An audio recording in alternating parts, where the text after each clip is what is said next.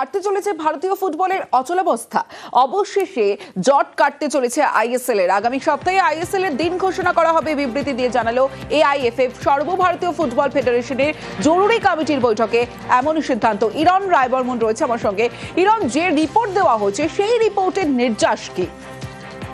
একদমই, যে আইএসএল এর যে 3 সদস্যের কমিটি ছিল তারা একটি রিপোর্ট জমা দেন এআইএফএফ এর কাছে, অর্থাৎ কল্যাণ চৌবের সভাপতির কাছে, এবং তারপরে এআইএফএফ পক্ষ থেকে একটি অফিসিয়াল বিবৃতি দিয়ে জানানো হয় আইএসএল অন আগামী সপ্তাহে দিনক্ষণ ঘোষণা করা হবে। যে অন্ধকার ভারতীয় ফুটবলে নেমে এসেছিল তা কিছুটা হলেও আশার আলো দেখতে পাওয়া যাচ্ছে, কারণ ভারতীয় ফুটবলের সর্বোচ্চ যে টুর্নামেন্ট আইএসএল বিগত 10 বছর ধরে হচ্ছে সেটা অবশেষে হতে চলেছে। আমরা জানি যে আইএসএল 10 বছর হওয়ার পর এই বছর আয়োজন করার ক্ষেত্রে একাধিক জটিলতা হয়েছিল।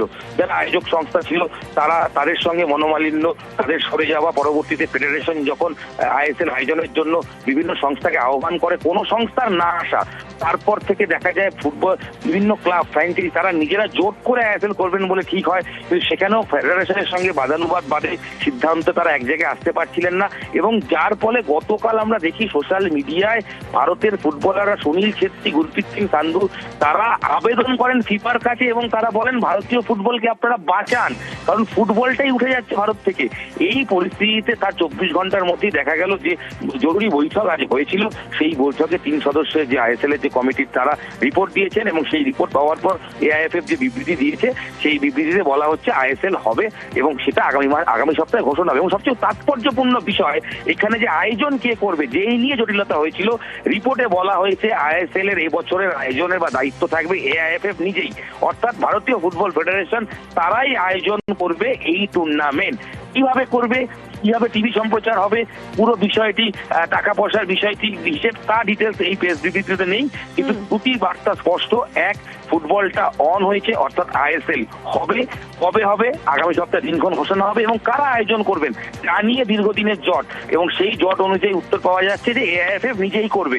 এবং এর সঙ্গে জানিয়ে রাখি, আইএসএল সাধারণত নভেম্বরের এন্ড থেকে শুরু হয়ে যায়, ইতিমধ্যে নভেম্বর ডিসেম্বর পেরিয়ে জানুয়ারি পড়ে গেছে। তাই নতুন আইএসএল যেটা হবে এবার অন্তত ডবল লেগে না হয়ে এক ফরম্যাটে হতে পারে, অর্থাৎ দুটো ভেন্যুতে টুর্নামেন্ট হতে পারে, এরকমই তারা ভাবনা চিন্তা করছেন। এবং যার ফলে ভারতীয় ফুটবলাররা বলছেন অন্তত টুর্নামেন্টটা হোক, তাতে শর্ট হোক, কোনো অসুবিধা নেই, কিন্তু আলটিমেট ফুটবলটা যেন মাঠে ফেরে, সবুজ ময়দানে ফুটবলরা যেন পায় বল পায়, কারণ ভারতীয় ফুটবলের সর্বোচ্চ টুর্নামেন্ট আইএসএল যদি না হয় সেক্ষেত্রে ভারতীয় ফুটবল এগোবে কি করে। কিন্তু সব মিলিয়ে একটা যে আশার আলো দেখা যাচ্ছে, এটাই ভারতীয় ফুটবলের জন্য মঙ্গল, বা এই ভারতীয় ফুটবলের একটা ভালো দিক বলেই মনে করছে ফুটবল বিশেষজ্ঞ মহল। বেশ, আসছে অন্যান্য খবরে। আরো একবার 22 গজে কূটনীতির ঝাপটা। পদ্মাপাড়ে হিন্দু হত্যার আজ ক্রিকেটে। আইপিএল থেকে বাদ মুস্তাফিজুর রহমান। শনিবার সকালেই ভারতীয় ক্রিকেট বোর্ড এই নির্দেশ দেয় কলকাতা নাইট রাইডার্সকে। মুস্তাফিজুরকে আইপিএলে খেলতে না দেওয়ার পর আরও বড় পদক্ষেপের পথে বিসিসিআই। ভারতীয় ক্রিকেট দলের বাংলাদেশ সফরও অনিশ্চিত।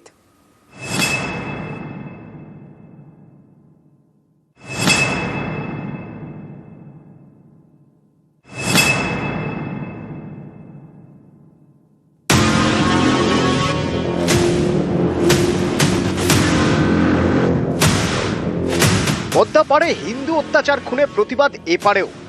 বারবার দাবি উঠেছে বাংলাদেশের বিরুদ্ধে কড়া মনোভাব দেখানো। এই পরিস্থিতিতে বিসিসিআই এর টুর্নামেন্টে খেলবেন বাংলাদেশি পেসার। এবারের আইপিএল নিলামে 2,90,00,000 টাকা দিয়ে বাংলাদেশি পেসার মুস্তাফিজুর রহমানকে কিনেছিল কেকেআর। তাকে যেন বাদ দেওয়া হয় তা নিয়ে বিভিন্ন সংগঠন বিসিসিআই এর উপর চাপ বাড়াচ্ছিল। এমনকি মুস্তাফিজুরকে বাদ না দিলে কেকেআর এর মালিক শাহরুখ খানকে খুনের হুমকিও দেওয়া হচ্ছিল। শনিবার সকালে বিসিসিআই কেকেআরকে জানিয়ে দিল ছাড়তে হবে মুস্তাফিজুর রহমানকে। CCI has instructed the franchisee KKR to release one of their player, Mustafizur Rahman of Bangladesh, from their squad. If they ask for any replacement, BCCI is going to allow that replacement. Board জানিয়েছে মুস্তাফিজুর খেলতে পারবে না কেকেআরে, কিন্তু কেন তা স্পষ্ট করেনি। ভারতীয় ক্রিকেট বোর্ডের বার্তা পাওয়ার পরেই কেকেআর জানিয়ে দেয় তারা তাদের টিম থেকে মুস্তাফিজুরকে ছেড়ে দিচ্ছে। এমনকি সোশ্যাল মিডিয়ায় কেকেআর এর পেজ থেকে মুস্তাফিজুরের যাবতীয় ছবি এবং বক্তব্য সরিয়ে দেওয়া হয়। বোর্ড জানিয়েছে চাইলে মুস্তাফিজুরের পরিবর্তে অন্য কোনো খেলোয়াড়কে খেলাতে পারে কেকেআর। আইপিএল নিলামে অবিকৃত থেকে যাওয়া ক্রিকেটারদের মধ্যে থেকে নতুন কাউকে নিতে হবে, কিন্তু সেই অন্য খেলোয়াড় কে মুস্তাফিজুর বাঁহাতি, বিকল্প হিসেবে 3টে নাম নিয়ে কেকেআরের অন্দরে আলোচনা চলছে। অস্ট্রেলিয়ার স্পেন্সার জনসন, আফগানিস্তানের ফজল হক ফারুকি এবং শ্রীলঙ্কার ভিনুরা ফার্নান্দো। এর মধ্যে স্পেন্সার জনসনের পাল্লা ভারী। এদিকে আইপিএল থেকে মুস্তাফিজুরকে সরিয়ে দেওয়ার বিসিসিআই এর সিদ্ধান্ত নিয়ে প্রাক্তন ক্রিকেটারদের মধ্যে মিশ্র প্রতিক্রিয়া। ভারতবর্ষের এসে এখানে খেলবে এবং ভারতের থেকে টাকা নিয়ে গিয়ে বাংলাদেশে নিয়ে যাবে এবং সেখানে বাংলাদেশেই হিন্দুদের ওপর অত্যাচার হবে, সেটা বরদাস্ত করা যাবে না। বিসিসিআই সে ঘোষণা করেছে এবং মুস্তাফিজুরকে কেকেআর থেকে বহিষ্কার করা হয়েছে। অনেক সময় লেগে গেছে এই নির্ণয়টা নিতে। কেন লেগেছে সেটা তারাই জানে। কেন্দ্র সরকার যেভাবে নির্দেশ হয়তো দিয়েছে বিসিসিআইকে, আর সেখান থেকেই কেকেআরের মাধ্যমে ওনাকে রিলিজ করা হয়েছে। তো আমার শুধু একটাই প্রশ্ন, মানে আমি সবসময় ভাবতে থাকি যখন কোনো এই ধরনের নির্ণয় তোমাকে নিতেই হলো, তো এতদিন গ্যাপটা তোমরা নিলেই কেন? প্রতিক্রিয়া ওপার বাংলার ক্রিকেট মহলেও। এটা তো আসলে খুব দুঃখজনক। ক্রিকেটের সাথে তো রাজনীতি একদমই মেলানো উচিত না।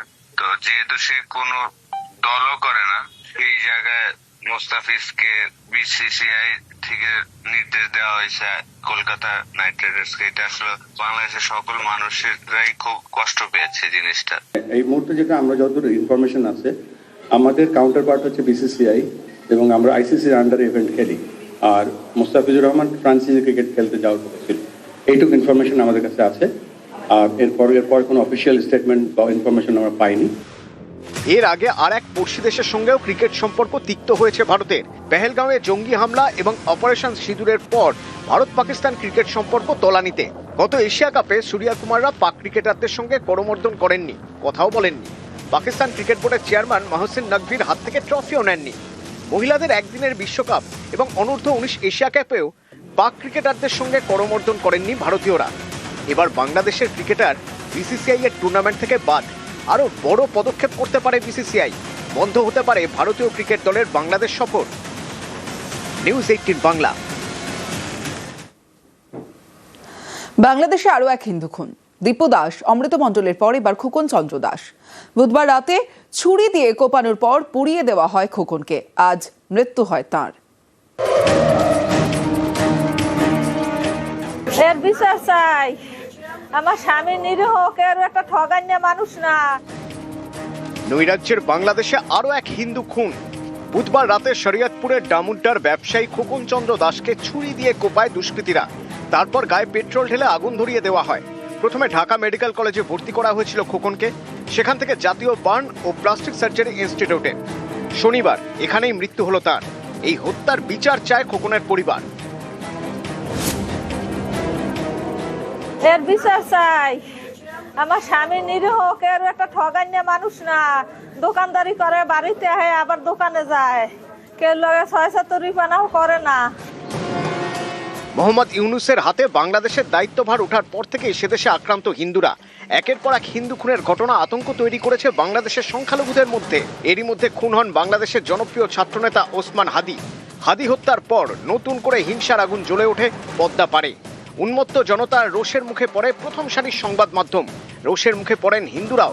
ময়মনসিংহে পিটিয়ে পুড়িয়ে হত্যা করা হয় হিন্দু শ্রমিক দীপু চন্দ্র দাসকে। আগুন লাগিয়ে দেওয়া হয় হিন্দুদের গ্রামে।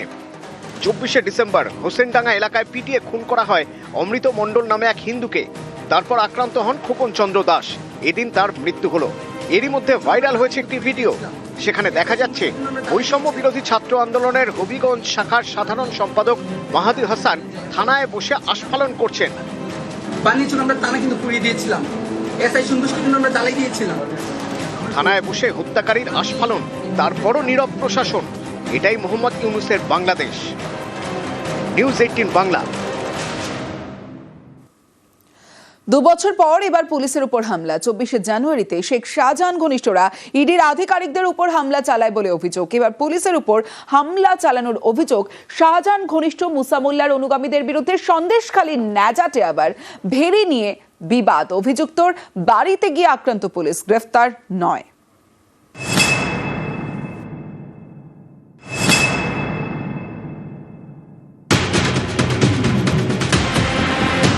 শুক্রবার গভীর রাত, সন্দেশখালীর ন্যাজাটে আক্রান্ত পুলিশ। ভাঙচুর চলে পুলিশ লেখা গাড়িতে।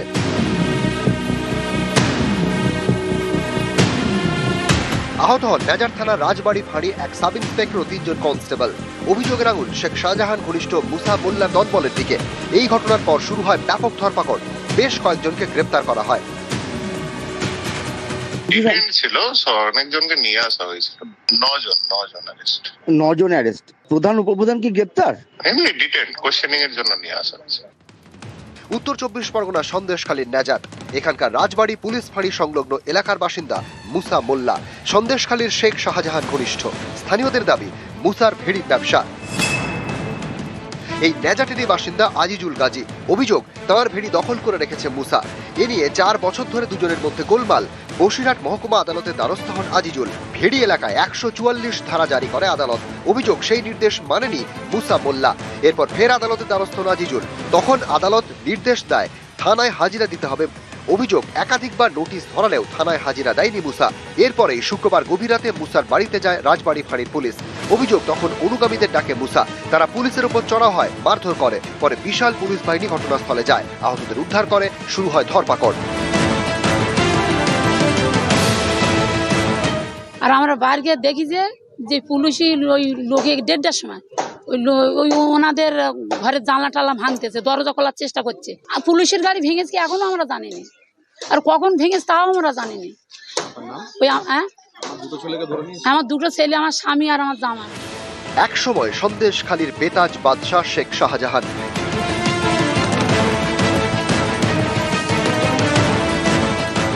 2024 সালের 5ই জানুয়ারি তার বাড়িতে তল্লাশিতে যান ইডি আধিকারিকরা। অভিযোগ তাদের উপর হামলা চালায় শাহজাহান অনুগামীরা। এবার অন্য একটি ঘটনায় সেই সন্দেশখালীতে আক্রান্ত পুলিশ। 2রা জানুয়ারি গভীর রাত। অভিযোগের আঙুল শাহজাহান ঘনিষ্ঠ মুসা মোল্লার দলবলের দিকে। সন্দেশখালী থেকে জিয়াউল আলম এবং অনুপম সাহা, নিউজ 18 বাংলা। 29শে ডিসেম্বর বিক্ষোভের মুখে পড়েন রোল অবজারভার। মগরাহাটে এসআইআর শুনানি পরিদর্শনে গিয়ে বিক্ষোভের মুখে সি মুরুগান। এবার রোল অবজারভার সি মুরুগানকে বাধায় চিঠি দিল কমিশন। কাদের চিঠি দিল, চিঠিতে কি উল্লেখ করেছে কমিশন জানবো।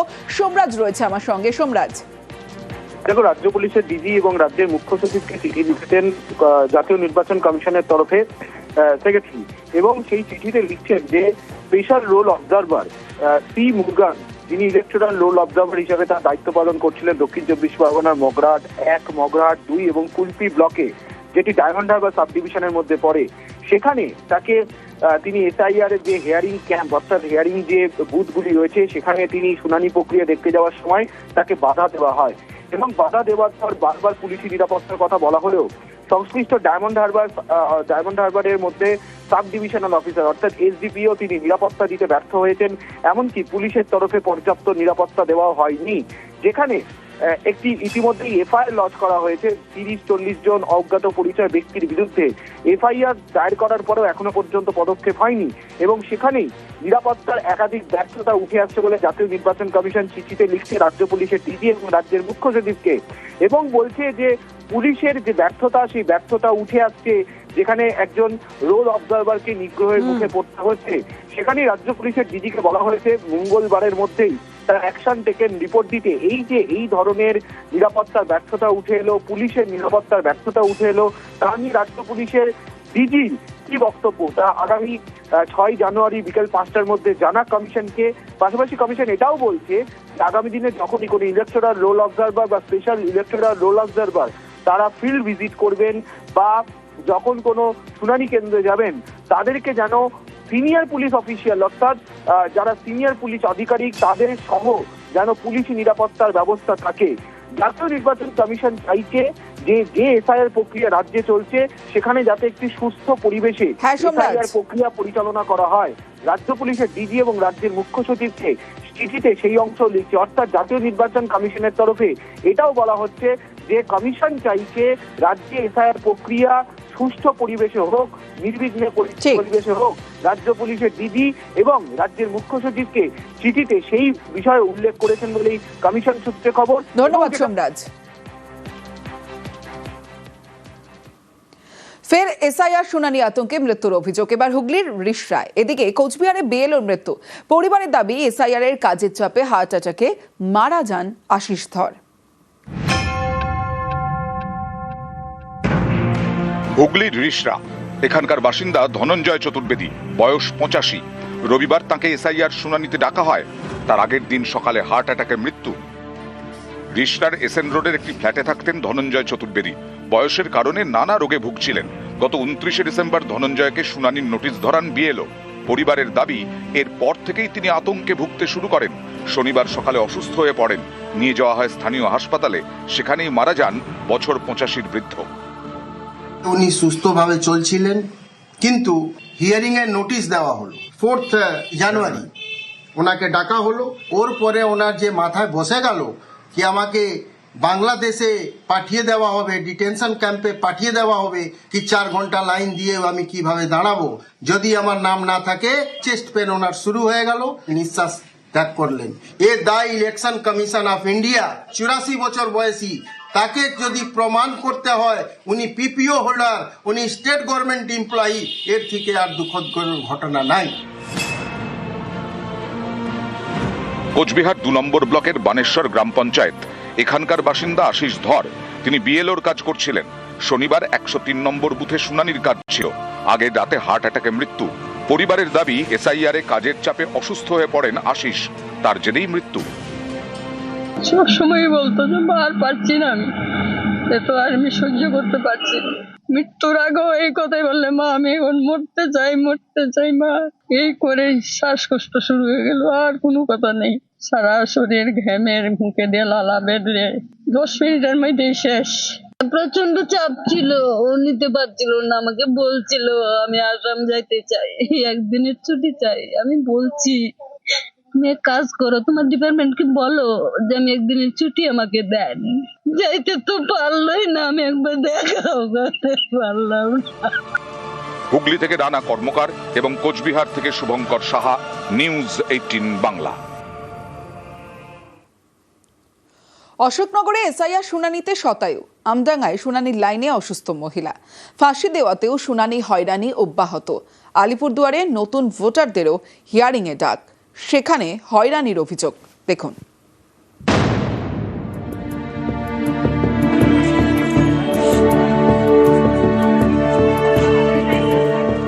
শিবানী ঘোষ, বৃদ্ধার বয়স 104 পেরিয়েছে। শনিবার তিনিও শুনানিতে। 104 বছর। 104 বছর? হ্যাঁ। ভোট দিয়েছেন এর আগে? হ্যাঁ। কতবার ভোট দিয়েছেন? যতবার ভোট হয় ততবার দিই। আসলাম, আমার মনের জোর আছে বলে আমি এসেছি। উত্তর 24 পরগনার অশোকনগরের বাসিন্দা শিবানী ঘোষ শতায়ু। হাঁটা চলা তো দূর, ঠিকমতো দাঁড়াতেই পারেন না। এদিন তাকে এসআইআর শুনানিতে ডাকা হয়। শুনানির জন্য টোটো করে কল্যাণগড় বিদ্যা মন্দিরে শতায়ু। টোটো থেকে নামিয়ে কোলে করে শুনানি কেন্দ্রে নিয়ে যাওয়া হয়। আমার মাকে নিয়ে আসে। 104 বছর বয়স। আসার কথা না, কিন্তু কেউ যায়নি। 93 সালে আমাদের তখন আমডাঙ্গা বিধানসভা ছিল। আমডাঙ্গা বিধানসভায় আমরা ভোট দিয়েছি, আমি দিয়েছি, আমার মা দিয়েছে, আমার ভাই দিয়েছে। সবচেয়ে বড় কথা হচ্ছে যারা দায়িত্ব আছে এই ব্যাপারে তাদের দেখা উচিত ছিল। মায়ের এই মুহূর্তে কিছু হয়ে গেলে যারা দায়িত্ব আছে এই এসআইআর সংক্রান্ত ব্যাপারে তারা দায়িত্ব নেবে। যদিও অন্য দাবি বিএলওর।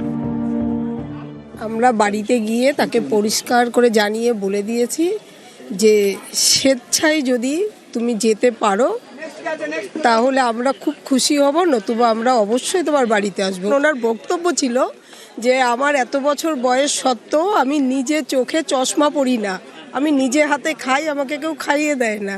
উনি যদি স্বেচ্ছায় এখানে আনন্দ উপলব্ধি করার জন্য আসে, সেখানে আমরা বাধা দিতে পারি না।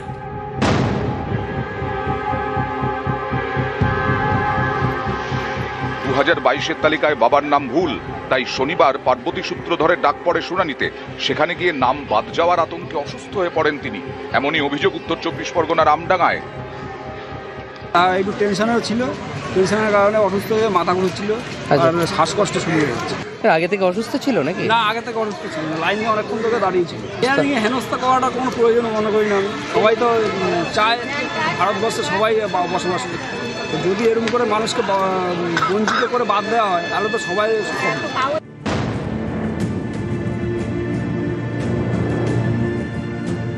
নর্মদা রায় প্যারালাইসিসে বাঁ হাত অচল, বাঁ পায়েও সমস্যা। তার দাবি 2002-এর ভোটার তালিকায় তার মা বাবার নাম ভুল, তাই শুনানিতে রাখা হয়েছে। নর্মদা রায়ের আরও দাবি, এখন তিনি কলকাতায় থাকেন, এসআইআর এর শুনানির জন্য কলকাতা থেকে ফাঁসি দেওয়া যেতে হয়েছে।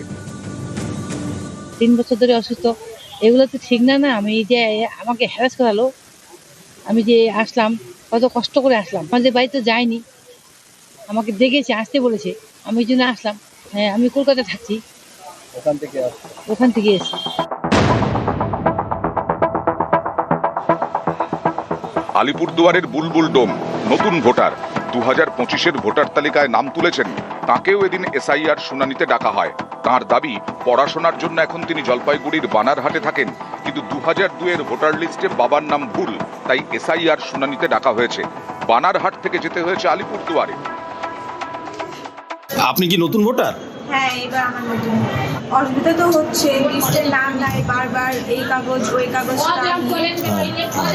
আর বাইরে থেকে আমি আসছি, আর কাগজ নিয়ে ঝামেলা একটু হচ্ছে। কোথায় থাকেন হোস্টেলে? হোস্টেলে আমি বানারহাটে থাকি।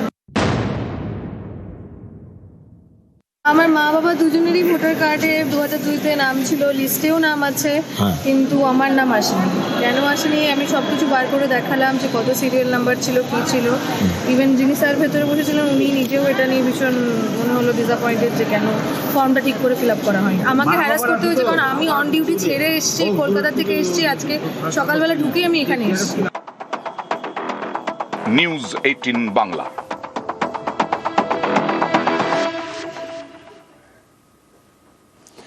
আরজিকরে পোস্টিং অনিকেত মাহাতোর। অনিকেতকে আরজিকর মেডিকেল কলেজ হাসপাতালে পোস্টিং দিল স্বাস্থ্য দফতর। আরজিকর আন্দোলনের অন্যতম মুখ অনিকেত মাহাতো আগেই জুনিয়র ডাক্তারদের সংগঠন থেকে পদত্যাগ, West Bengal junior doctors front ছাড়েন অনিকেত মাহাতো। গতকাল সিনিয়র রেসিডেন্ট পদ থেকে ইস্তফা দেওয়ার পরই পোস্টিং বিজ্ঞপ্তি।